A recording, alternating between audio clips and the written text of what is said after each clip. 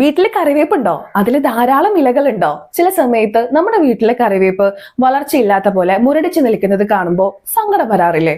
എനിക്ക് വരാറുണ്ട് കേട്ടോ. Welcome back to world Malayali.